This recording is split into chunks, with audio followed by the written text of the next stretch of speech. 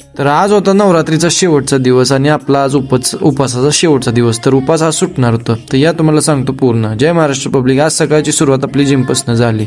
सकाळी back and bicep मारला. नंतर आपण आलो घरी. आवरलं ना आपल्याला जायचं होतं अकलाई देवीच्या मंदिरात. आज गर्दी असणं संध्याकाळी माहीत होतं, त्यामुळे लवकर जाणवलो. आईनं आमच्या धपाटी करायला घेतलं, कारण धपाटीचा नैवेद्य असतो आणि मगच उपास सुटतेत. मग आज धपाटीचा नैवेद्य केला. अख्ख्या शेनोलीत धपाटीच असणार आज सगळीकडं. नैवेद्य केला ना आपण गेलो ठेवायला. दंडराजला बोलवून घेतलं, म्हणलं चल जाऊन गाडीवर ठेवून येऊया. सगळ्या देवळात जाऊन आपण नैवेद्य ठेवून आलो.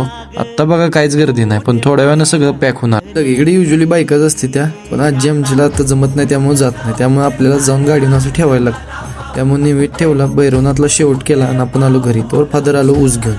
ऊस असते ती सगळ्या देवाला ठेवायचा म्हणून ऊस गेलो. पहिला अकलवाई ठेवला, नंतर ज्योतिबाकडे सगळीकडे ठेवायचं चालू केलं. नंतर ठेवून झालं तोवर मायाबी आमचा आलायच बघा ऊस घेऊन. नंतर बघा गर्दी किती झाली आता अकलाई देवीच्या मंदिरात. पूर्ण पॅक झालं होतं, जाम म्हणजे जाम एकदम. नंतर आपण आलो घरी. उपवास सोडला, दही धपाटी एकदम मस्त. आवडला व्हिडिओ तर लाईक आणि फॉलो करा. थँक्यू.